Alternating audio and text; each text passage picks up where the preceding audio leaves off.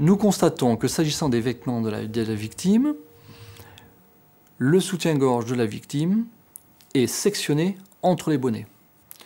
Le pantalon présentait une découpe particulière, c'était un Z, ça ressemblait à un Z. Il était flagrant que nous avions exactement la même découpe.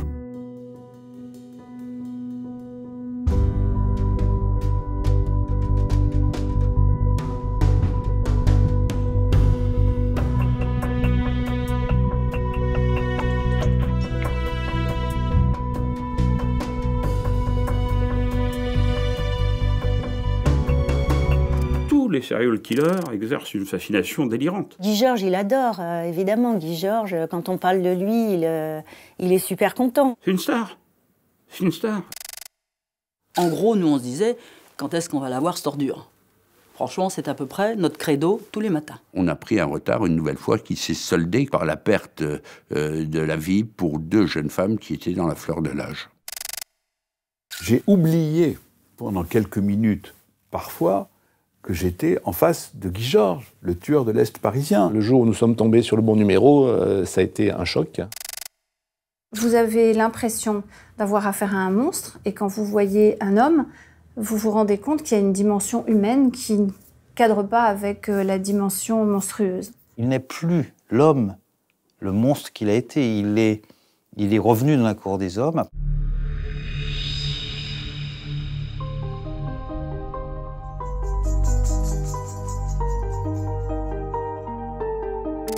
La presse l'a surnommé le tueur de l'Est parisien. Les policiers l'avaient baptisé SK1 pour Serial Killer numéro 1. Il a terrorisé la capitale pendant des années. Guy Georges, l'homme aux 2 visages, beau mec, sympathique, drôle, mais aussi prédateur, sadique et tueur sans pitié. L'affaire Guy Georges, c'est un extraordinaire raté de la police scientifique balbutiante, une insoupçonnable guerre des polices, un procès fait aux médias et l'illustration de l'étrange fascination qu'exercent les criminels sur le public. Plus de 15 ans après cette affaire, que sont devenus ces acteurs? Qu'a-t-elle changé au niveau des lois, des investigations scientifiques, des méthodes d'enquête, de l'approche judiciaire? Avec Imen Gouali, nous avons décidé de retrouver les protagonistes de l'affaire Guy Georges et d'analyser avec eux les conséquences et les répercussions de ce dossier hors norme.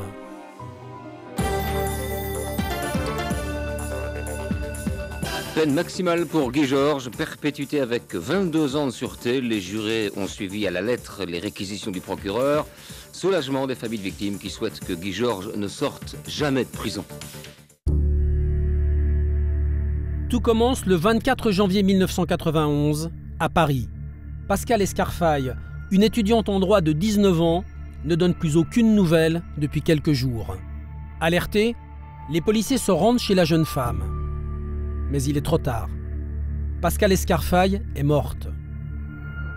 Tout de suite, ce qui surprend, c'est, je dirais, la particulière sauvagerie du crime auquel nous sommes confrontés.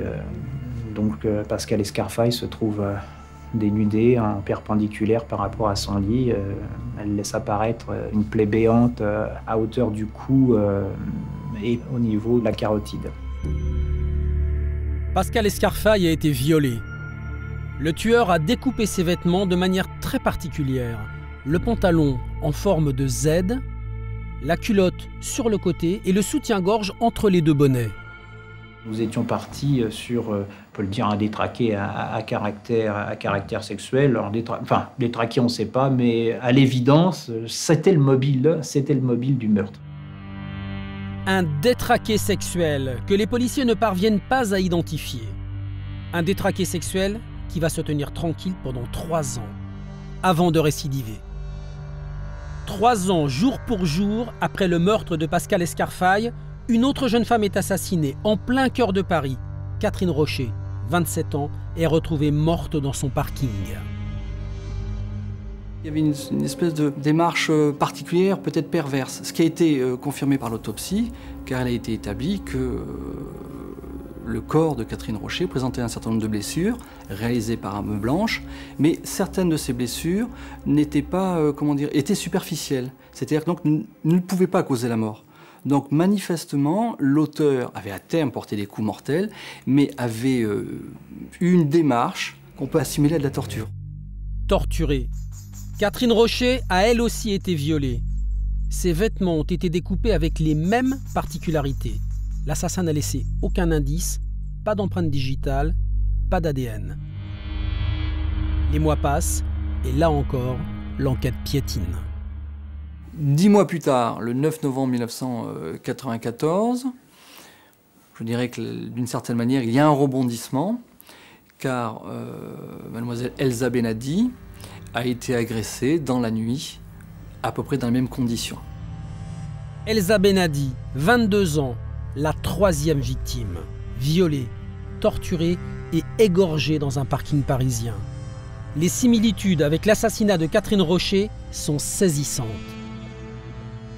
Nous constatons que s'agissant des vêtements de la victime, le soutien-gorge de la victime est sectionné entre les bonnets.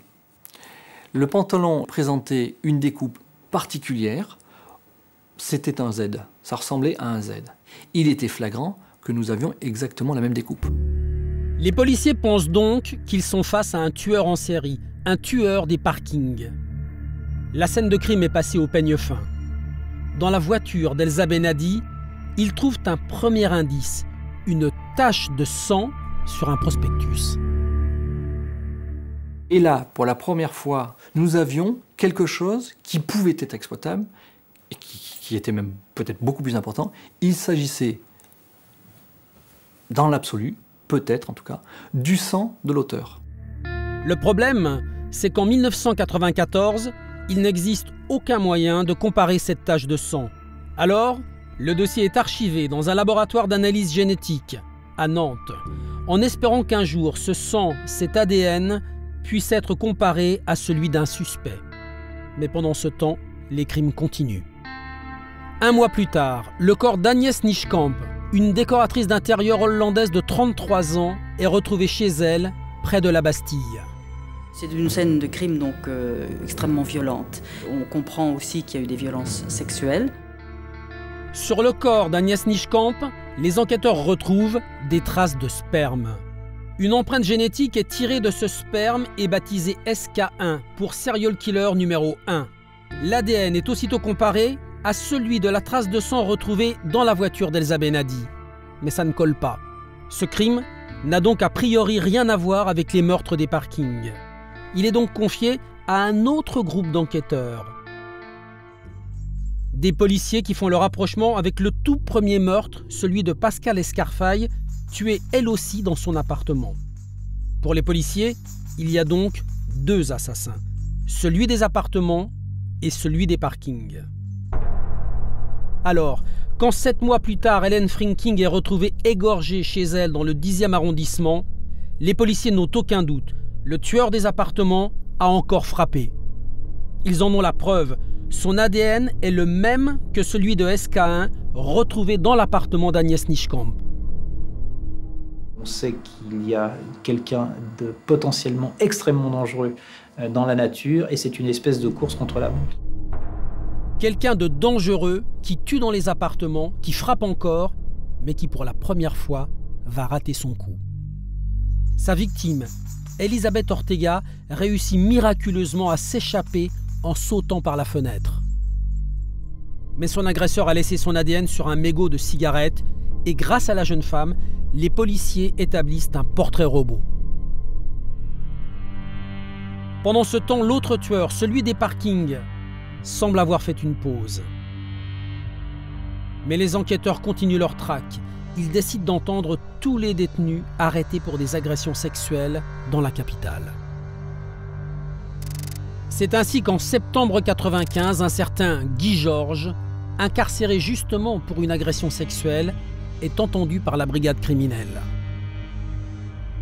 En septembre 1995, Guy Georges est une piste parmi tant d'autres. Mais, par acquis de conscience, nous avons quand même décidé de demander un prélèvement sanguin. Tout simplement, car je le rappelle, dans le cadre de l'affaire Benadi, nous avions cette tâche que nous avions relevée sur la scène de crime, et il nous fallait demander d'extraire l'ADN, de faire une comparaison entre le sang de Guy Georges et par ailleurs la tache de sang qui a été découverte sur les lieux. Mais l'ADN de Guy Georges ne correspond pas à celui du tueur des parkings. Et rien dans son interrogatoire n'en fait un suspect. Ni pour les policiers qui enquêtent sur le tueur des parkings, ni pour ceux qui recherchent le meurtrier des appartements. Alors, personne ne songe à comparer son ADN à celui de SK1.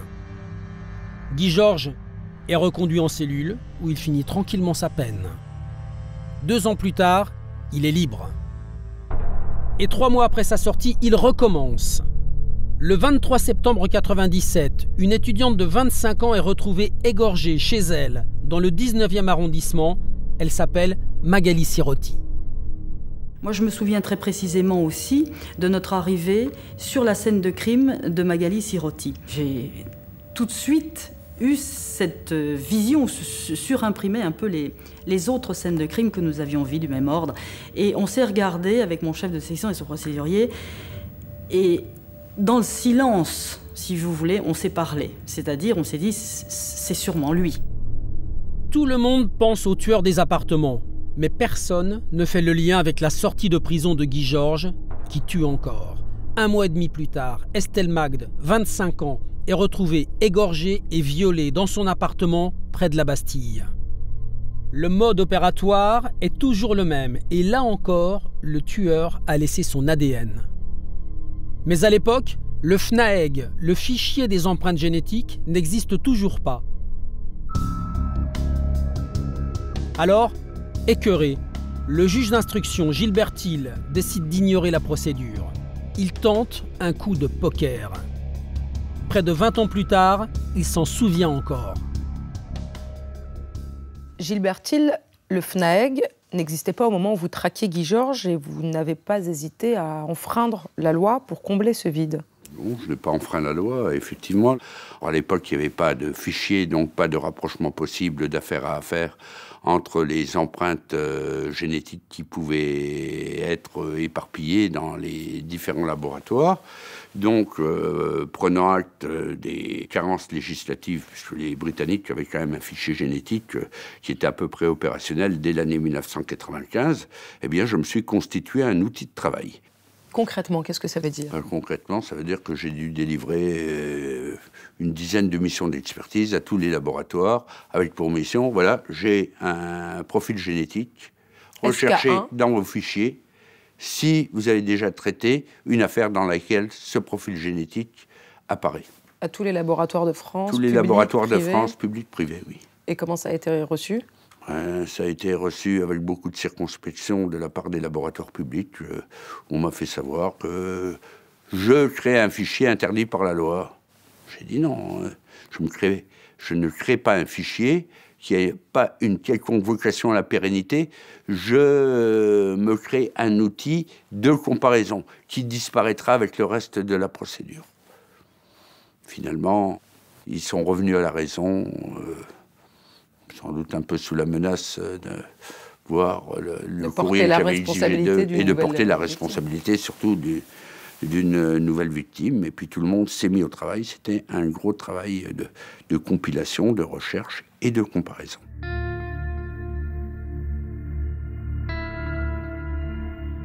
C'était une solution de la dernière chance. C'était un des derniers moyens qu'on avait pour identifier rapidement ce tueur en série. Et c'est comme ça qu'on va retrouver Guy Georges en l'identifiant, en le comparant, puisqu'il avait le même code génétique que ce fameux ADN inconnu. Ce jour-là reste gravé dans la mémoire du docteur Olivier Pascal. Le jour où nous sommes tombés sur le bon numéro, ça a été un choc, puisque à la fois un côté très positif, on venait d'identifier enfin ce tueur en série, et surtout un côté très négatif, en se disant on l'avait dans nos archives, et on ne le savait pas, et on est passé à côté. Et malheureusement, on savait que 2 jeunes filles avaient été tuées depuis. C'est forcément la première seconde un soulagement, une certaine satisfaction pour l'enquête. Et dans les secondes qui suivent, une immense frustration, parce qu'on se dit, mais c'est inouï, ce garçon est passé dans nos murs, enfin, donc on a tourné autour, enfin, il s'est passé, donc quelque chose a échappé. Mais pas le temps de se morfondre. Guy Georges identifié, il faut l'arrêter, et vite. La brigade criminelle distribue sa photo à tous les policiers de la région parisienne. Les gares, les aéroports sont alertés. Mais le 26 mars au matin, coup de théâtre.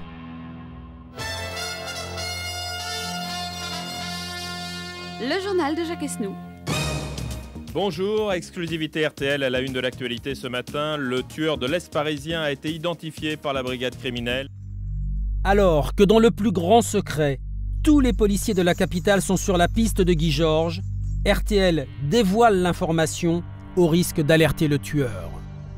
Plusieurs journalistes qui étaient au courant à l'époque se sont retrouvés face à un cas de conscience. Le patron de la PJ nous supplie à tous, nous confirme qu'il est identifié et nous supplie de ne pas divulguer l'identité, de ne pas divulguer cette information parce que sinon, ce tueur en série risque de s'échapper et de rester en cavale pendant très longtemps. Tout le monde respecte. Tous les journalistes, on est avant tout citoyens, on respecte cet embargo et on attend. À RTL, ils ont pris une option différente. Le tueur de la Bastille identifié, il s'agit d'un certain Guy Georges. Bon. Ça a déclenché une panique terrible. Le juge a failli casser son bureau. Et finalement, il a été arrêté. Je dirais fort heureusement qu'on a pu l'interpeller aux alentours de 12h35 parce que il risquait à tout instant de croiser un magasin de télévision où il aurait pu voir son visage sortir et présenter au journal de 13h. Et là, donc, il nous l'a dit, il se faisait à l'idée que la seule chose à faire à ce moment-là, c'était de voler une moto, c'est ce qu'il nous a dit, de partir en Espagne.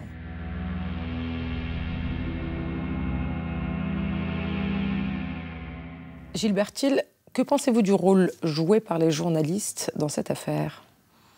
Bien, là aussi, à tout pécheur miséricorde, on a évoqué les difficultés de la police, les difficultés du juge, la difficulté d'un certain nombre d'institutions. Enfin, là, on est encore un cran au-dessus. Là, c'est la concurrence. C'est pas entre les deux groupes de la brigade criminelle. Là, c'est la vraie concurrence avec ce que ça implique. C'est le premier qui va dégainer. Alors, tout le monde s'était en disant, oui, c'est la course au scoop, en disant, d'accord, on dit rien, mais vous nous informez dès que ça se passe.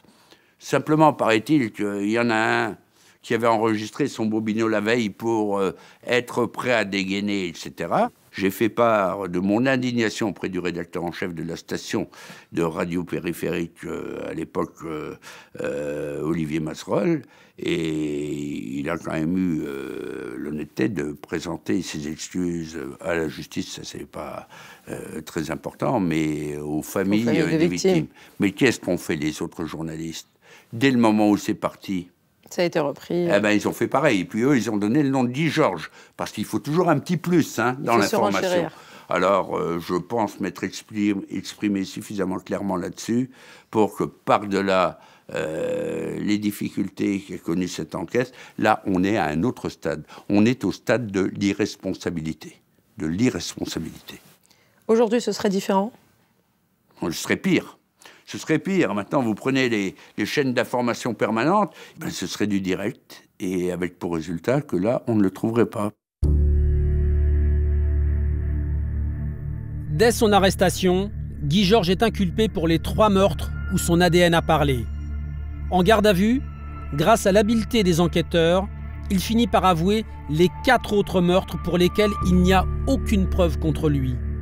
Des aveux qu'il n'aurait peut-être pas passés aujourd'hui. Aujourd'hui, en garde à vue, l'avocat intervient dès la première heure. Est-ce que ça aurait changé quelque chose dans l'audition de Guy Georges ? C'est-à-dire que c'était déjà quelqu'un de complètement buté, braqué. Je ne suis pas sûr que l'avocat ait favorisé les choses. Et puis, soyons clairs, vous en avez certains dont le but du jeu est de dire « Bon, écoutez, vous ne dites rien, voilà, il ne se passe rien ». Alors là, je vais vous dire, on avait l'individu favorable pour ne rien dire. Je crois pouvoir vous dire que c'est important avec ce type d'individus, qui sont quand même, attention, des esprits complexes. Ces esprits de tueurs en série, si vous n'arrivez pas à tisser ce petit lien ténu entre lui et vous, vous n'obtenez rien. Alors évidemment, on peut dire, bon, c'est pas grave, de toute façon, il y avait de l'ADN sur les scènes de crime, Guy Georges, il était coincé, etc. Oui, bien sûr, même s'il n'avait pas avoué, ça n'aurait pas changé grand-chose. C'est évidence, on ne s'est pas trompé d'individu. Mais c'est quand même mieux que nous ayons des aveux incontestables, descriptifs, et c'est lui qui raconte. On a franchement des procès-verbaux et qui sont, enfin voilà, c'est l'anthologie au point de vue du serial killer. Un serial killer qui est condamné sans surprise pour 7 viols et homicides à la peine maximale. La réclusion criminelle à perpétuité, assortie d'une période de sûreté de 22 ans.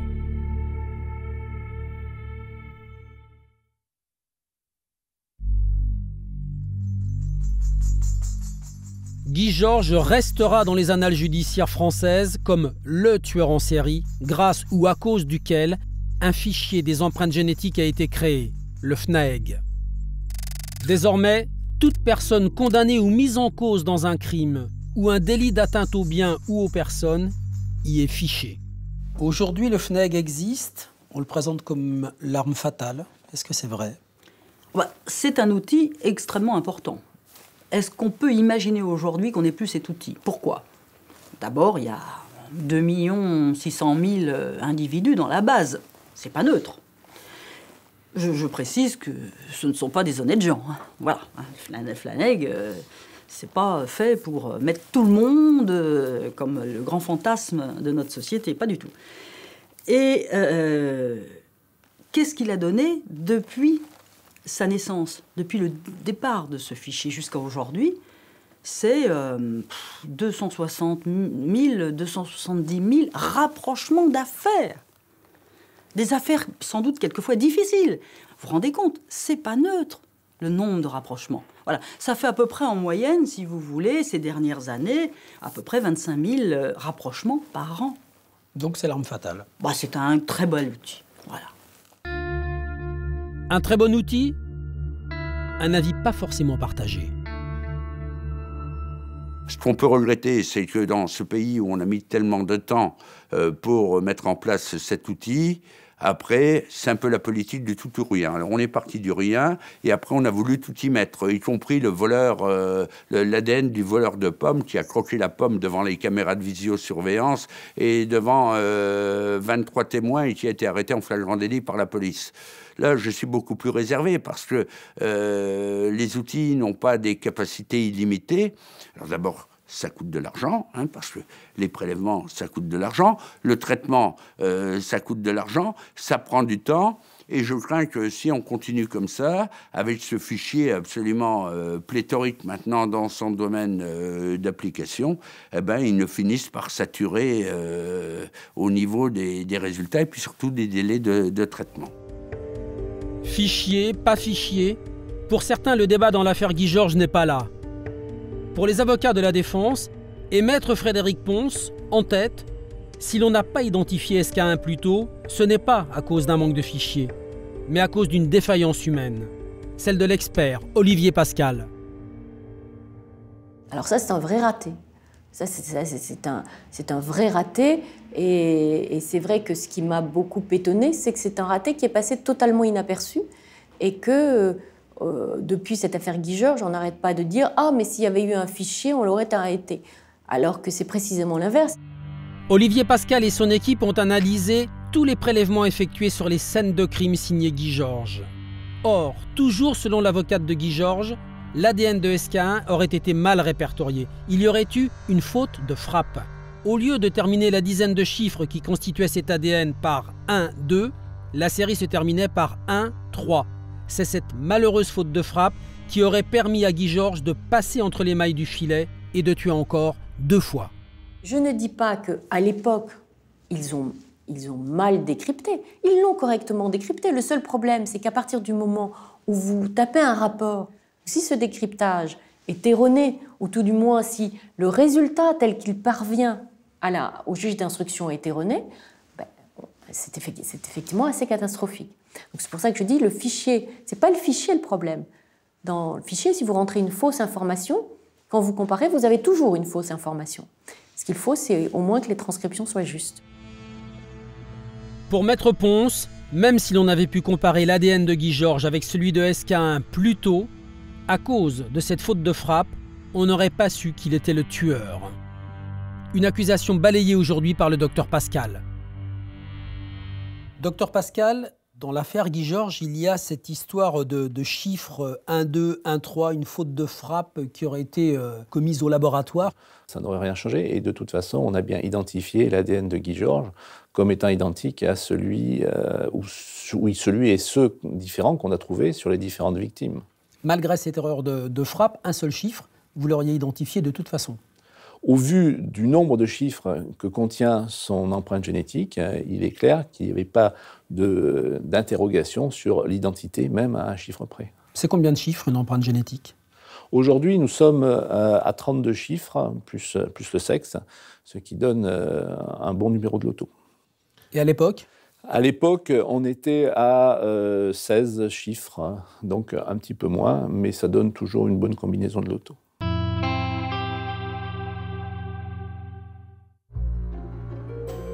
Au-delà de l'aspect scientifique, l'affaire Guy Georges, c'est aussi l'affaire qui a mis en lumière l'existence d'une guerre des polices au sein même de la prestigieuse brigade criminelle de Paris entre deux chefs de groupe. Il y a eu surtout une grosse concurrence entre le groupe Pellegrin qui s'occupait des victimes tuées dans les parkings et le groupe Sanderson qui s'occupait des filles en appartement. Il y avait un manque de communication entre ces deux chefs de groupe et un peu de rétention d'informations. Ils ne se parlaient pas, chacun gardait ses tuyaux pour essayer d'aboutir dans son enquête. Ce sont deux grands officiers de police, mais dont on ne peut pas dire qu'ils passaient leurs vacances ensemble. Et dont on ne peut pas dire non plus qu'ils échangeaient très activement les informations. C'était plutôt un petit peu en concurrence. Ils ne pouvaient pas saquer les deux chefs de groupe. Donc après, quand Martine Monteil est arrivée à la tête de la brigade criminelle, elle a essayé d'organiser des réunions un peu plus de conciliation, où chacun devait mettre sur la table ce qu'il avait comme élément, mais sans non plus pouvoir relier complètement ces deux types de crimes. Cette rivalité a-t-elle permis à Guy Georges de passer entre les mailles du filet et de tuer encore ? Martine Monteil, avec le recul, la rivalité entre les deux chefs de groupe, elle a eu des conséquences sur cette enquête ? Ce serait stupide de nier l'évidence. C'est assez dommage. Je crois qu'il y a eu effectivement un manque de communication à l'époque, dû à une affaire d'hommes, de circonstances aussi, parce qu'on ne peut pas tout mettre non plus sur la rivalité entre les hommes. Il y avait plusieurs choses. D'abord, on n'avait pas l'outil, fichier empreinte génétique. Et puis, nous avions un portrait robot assez approximatif. On a pu le savoir que très, très bien plus tard. Il n'y avait pas d'empreinte digitale dans ces premières affaires.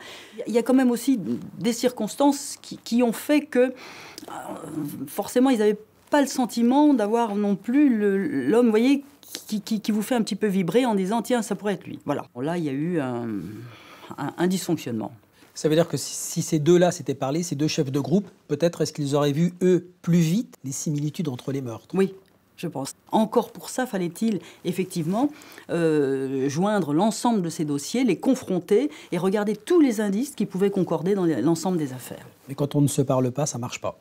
Ça ne marche pas.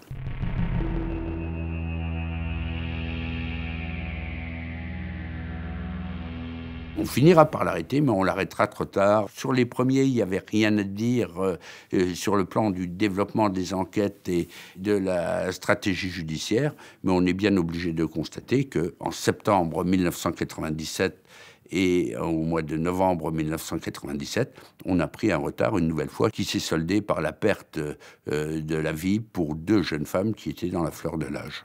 Je l'ai dit aux familles des victimes à l'époque, je n'ai pas présenté mes excuses aux victimes, je leur ai demandé pardon au nom de l'institution que je représente et au nom de l'institution sans laquelle la justice n'est rien, c'est la police judiciaire.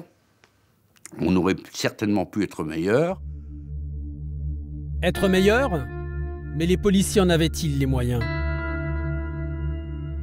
On parle beaucoup de la guerre des polices, on a parlé beaucoup de rivalité à l'époque de l'enquête de Guy Georges. Je crois que de façon beaucoup plus simple, c'est plutôt que la brigade criminelle a manqué de moyens, était accablée de travail, s'est retrouvée avec différents grands dossiers à traiter.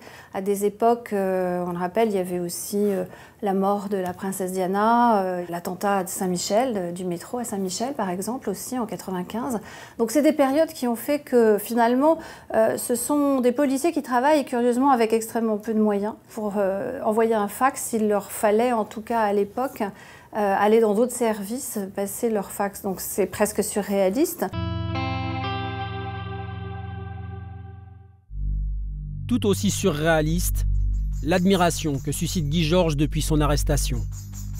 Bon nombre de femmes, fascinées par le tueur de l'Est parisien, entretiennent aujourd'hui encore des correspondances avec lui.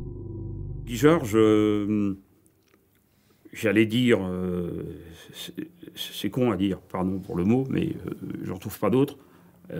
Guy Georges est beau, c'est un beau mec. C'est un beau mec, il a du charme, il fait pas peur. Et il y a donc quelque chose d'énigmatique dans le fait que ce soit un monstre à visage d'ange. Et ça ne peut pas laisser insensible tout le public essentiellement féminin. Guy Georges, vous allez boire un café avec lui. Et il avait vraiment une double vie. La journée, il était charmant. Il était dans les squatteurs très souvent, il jouait de la batterie dans un groupe, il était adorable avec toutes ses petites amies, il en avait plein, jamais violent, jamais brutal. Et puis le soir, il se mettait en chasse, c'est lui-même qui revendiquait ce terme, car il avait une fascination pour le tigre, qui est le plus bel être du monde selon lui. Et comme un tigre, il suivait ses proies. C'est ce décalage, je crois, qui est surprenant. Vous avez l'impression d'avoir affaire à un monstre, et quand vous voyez un homme, vous vous rendez compte qu'il y a une dimension humaine qui ne cadre pas avec la dimension monstrueuse. Certaines de ces femmes lui envoient même de l'argent pour qu'il puisse cantiner. Une situation dont le tueur en série va tirer parti. Le fan club fonctionne, c'est-à-dire qu'il reçoit des lettres, et non seulement il reçoit des lettres, mais il écrit. Il répond. Il a une belle écriture, il fait assez peu de fautes d'orthographe, et il correspond avec des jeunes femmes. Il a eu 3 ou 4 fiancées successives. Il a eu des velléités de mariage avec la fille d'un médecin. Il avait une obsession, c'était de faire un enfant et de pouvoir s'en occuper. En prison, il fait énormément de sport, et c'est un détenu modèle, hein, comme tous les serial killers. Parce qu'il espère bien être libéré en 2020, après sa peine de sûreté de 22 ans.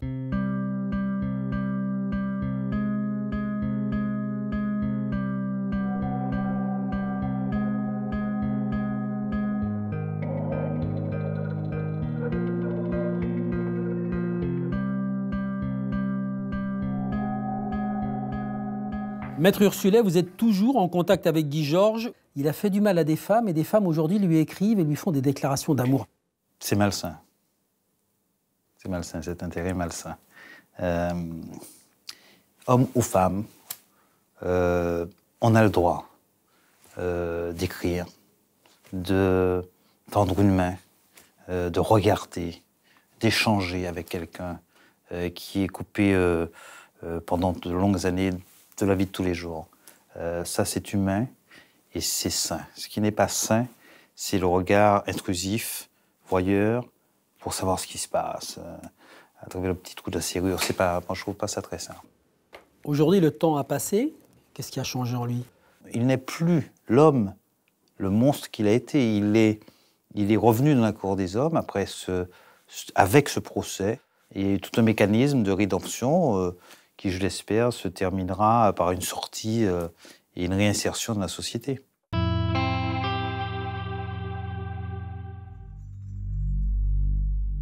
Pour comprendre l'homme et la fascination qu'il exerce, place aux experts.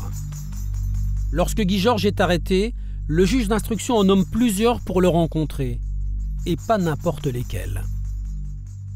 Le docteur Zaguri, qui est quand même le pro des tueurs en série en France, s'était dit quand il a entendu à la radio en fait les crimes, ce type qui a commis de telles horreurs, non jamais. Alors celui-là, je ne veux pas l'expertiser, négatif. Et donc il se retrouve commis, il va voir Guy Georges, plein d'appréhension et de dégoût.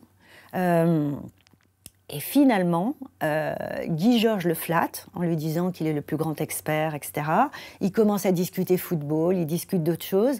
Et Zaguri a été assez séduit par Guy Georges, qui par ailleurs lui a expliqué pas mal de choses de son enfance. Et donc s'est instauré une relation en fait assez proche entre ce tueur en série et Zaguri.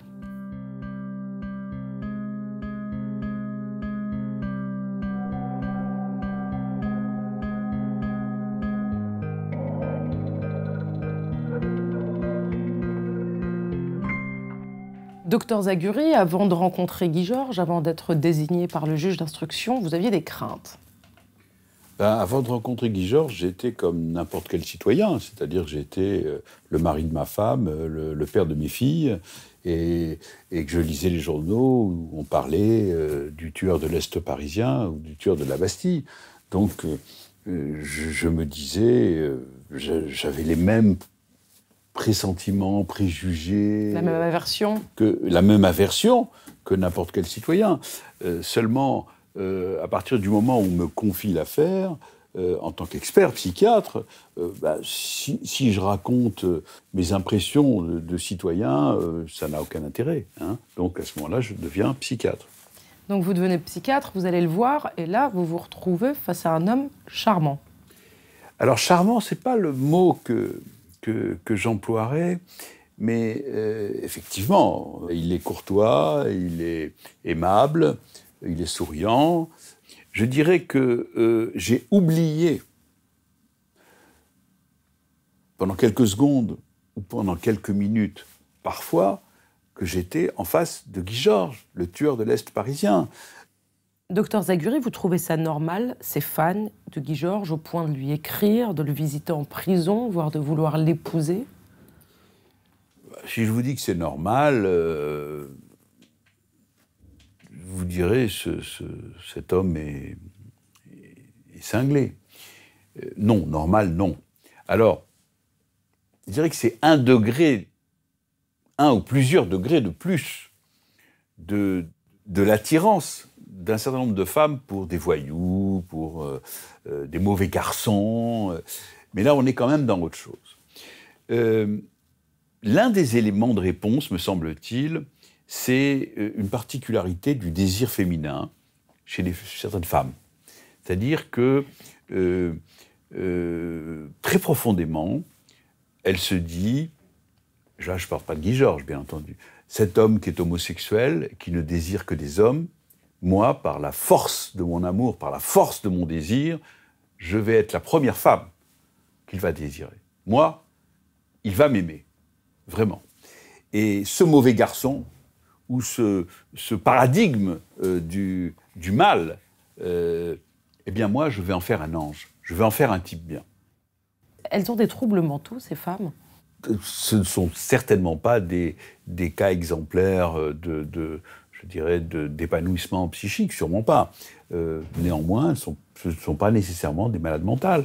Ce qui étonne, c'est que le mal ne se voit pas, que l'on n'en porte pas les stigmates sur le visage. Le mal, il est caché, il est moral, il est masqué. Et effectivement, il y a, si vous voulez, dans la fascination du public, cette interrogation qui est comment un homme, avec cette apparence-là, a pu commettre ça.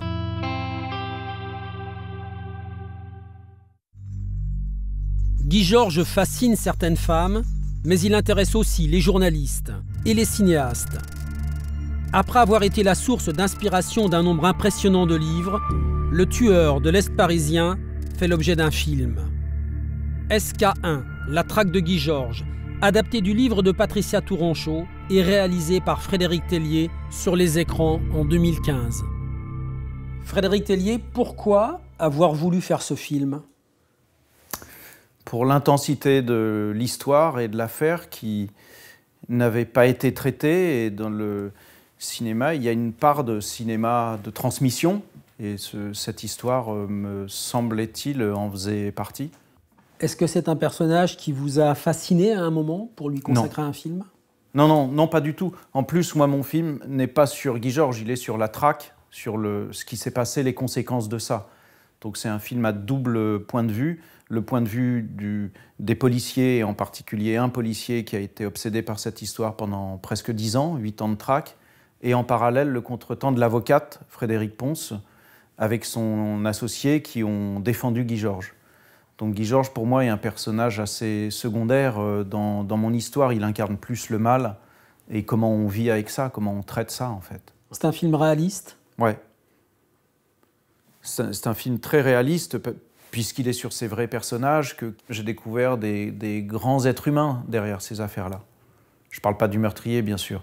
J'ai découvert derrière les policiers des grands êtres humains, derrière les avocats, des humains blessés qui sont obligés de trouver des positions et même dans des zones de turbulence extrême, on ne peut pas ne pas avoir de justice. C'est un moyen de digérer une histoire et de la décrypter aussi, ça, un petit peu. Les familles de victimes sont inquiètes. Elles craignent que vous fassiez de Guy Georges une sorte de héros. Qu'est-ce que vous leur répondez? Les familles, je les ai toutes contactées, donc elles ont été au courant. Mon travail était assez transparent et à leur demande. Voilà, il y en a, je comprends légitimement que dans la douleur, il y en a qui ne se sont pas rapprochés de nous. Voilà, en tous les cas, ce n'est pas un film voyeuriste sur Guy Georges, ni un film qui le starifie. C'est un film qui essaye de réfléchir à comment le mal nous impacte, tous. Un mal qui impactera toujours les familles des victimes. Il y avait de l'amour et de l'amitié entre ces familles et beaucoup de dignité. Et je pense que ça, c'est la deuxième condamnation de Guy Georges. Une condamnation réellement perpétuelle. Il a fait du mal à des gens qui sont dignes et qui restent dignes dans le mal. Les familles ne s'en remettront jamais. Moi, je garde surtout le lien avec Anne Gauthier, qui était une ancienne enseignante et qui est assez ouverte d'esprit, assez originale aussi, qui a mené sa co-enquête pendant l'enquête policière et qui, elle, a brûlé le jour où son avocate lui a donné tout le dossier d'instruction de l'affaire Guy Georges et des crimes, de l'assassinat de sa fille. Elle a tout brûlé dans son jardin comme un autodafé, quoi. Plus on entend parler. Chacun vit évidemment ses suites à sa façon. Il y en a qui arrivent à se reconstruire un peu, même si je n'aime pas cette expression. Et puis d'autres qui y arrivent moins bien, mais je crois que pour chacune d'entre elles, les choses se sont arrêtées à un certain moment et que ça ne pourra pas reprendre comme avant, bien sûr. Aujourd'hui, les familles des victimes ne veulent plus parler de Guy Georges. Seul Jean-Pierre Escarfaille, le père de Pascal, a accepté de nous rencontrer pour évoquer sa fille, mais surtout son combat. Jean-Pierre Escarfaille a engagé une procédure contre l'État pour faute lourde. Car c'est après avoir obtenu un régime de semi-liberté, alors qu'il était enfermé pour viol, que Guy Georges en a profité pour fuir et pour tuer sa fille. Alors Guy Georges tue Pascal Escarfaille et ensuite il se met à l'abri en prison. En fait, il réintègre la prison et il y a un truc incroyable, c'est que le juge d'application des peines considère sa reddition comme un bon point. Alors qu'en fait, Guy Georges vient d'assassiner une jeune fille, la violer dans des conditions épouvantables. Et en fait, il réintègre la prison pour se mettre à l'abri et se protéger. Le problème, c'est que personne n'a cherché à savoir ce qu'avait fait Guy Georges pendant ce laps de temps. C'est pour cette négligence que la justice a fini par donner raison à la famille de Pascal Escarfaille. Mais ce qui anime Jean-Pierre Escarfaille, c'est la volonté de lutter plus efficacement contre la délinquance sexuelle.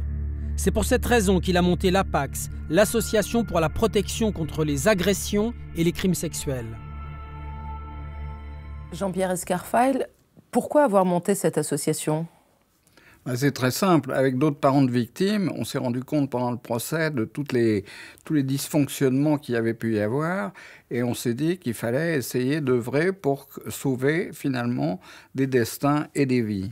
Donc le premier domaine, c'était d'éviter les récidives.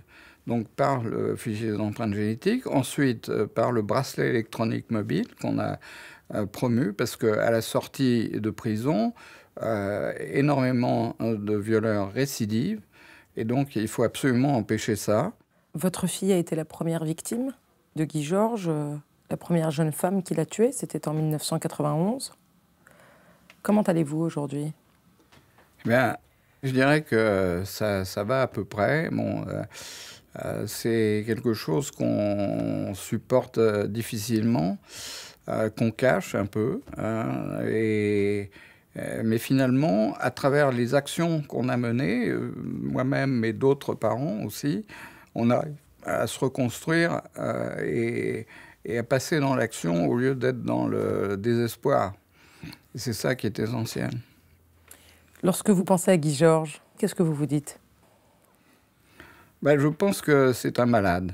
C'est un malade. Malheureusement, ce type de maladie, ça soigne très difficilement, voire pas du tout. Donc, c'est un peu sans espoir. La sortie de prison de Guy Georges, c'est quelque chose que vous craignez ? Un peu. Même beaucoup. Pourquoi ? Parce que je pense qu'un type comme ça n'est pas forcément guéri de ses pulsions, de sa maladie, et qu'il peut à nouveau commettre des crimes. C'est pas impossible.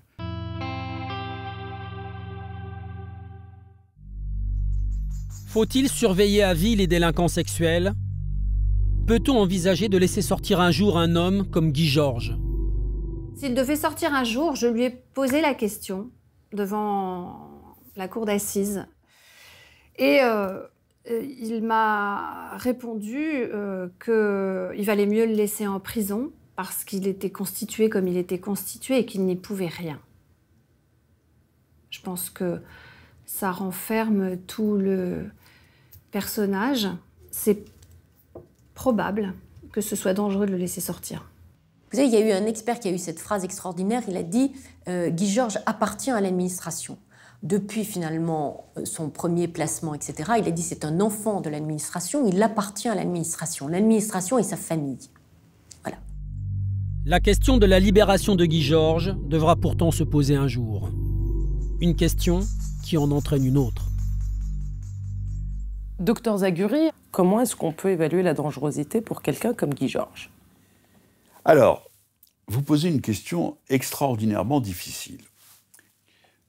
Parce qu'on a l'impression que c'est une question d'ordre scientifique et qu'on pourrait, en quelque sorte, séparer ce qui est de l'ordre de la responsabilité de la société, du choix politique, et ce qui est de l'ordre d'une réalité scientifique. Et c'est absolument impossible. Je vais vous faire une réponse absurde. Peut-être que les experts qui le verront au moment où on les sollicitera estimeront que la probabilité qu'ils récidivent, par exemple, soit de 1 sur 10. Est-ce que la société peut prendre ce risque ? Ou de 1 sur 50 ? Ça n'est pas à l'expert psychiatre de le dire. C'est à la société de prendre ses responsabilités et de ne pas mettre sur le dos de la psychiatrie des questions fondamentales qui la concernent. Le psychiatre qui examinera Guy Georges, le collège de psychiatres, car évidemment personne ne voudra donner un avis tout seul, et à juste raison. Et on le comprend. Le collège, il y a 2 choses que le collège ne pourra pas dire, avec certitude. Ce qu'il ne pourra pas dire, c'est, premièrement, Guy Georges va récidiver. Et là, effectivement, il y a un certain nombre de lieux communs, ce sont des tueurs en série, ils récidivent toujours, ben ça n'est pas vrai. Ça n'est pas vrai. Mais donc, le collège ne pourra pas dire « Guy Georges va récidiver à coup sûr ». Mais le collège ne pourra pas dire non plus « Guy Georges ne va pas récidiver ». Le collège pourra circonscrire un risque très important, moyen, minime. Et à partir de là, la société prendra ses responsabilités.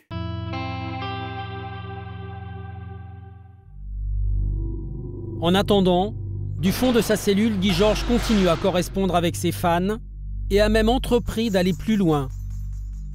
Guy Georges est flatté qu'on parle de lui. Il voulait lui-même faire un livre. Il avait fait, paraît-il, 200 pages.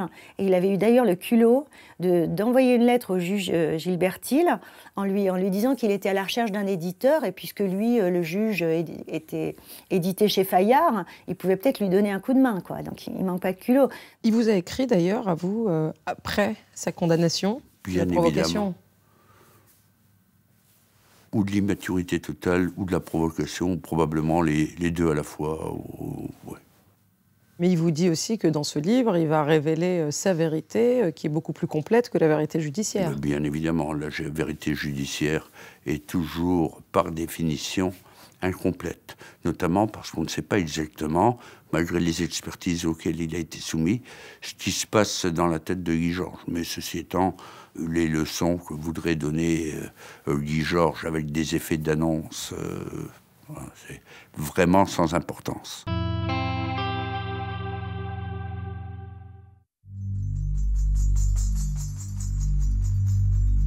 Guy Georges sera libérable à partir de 2020.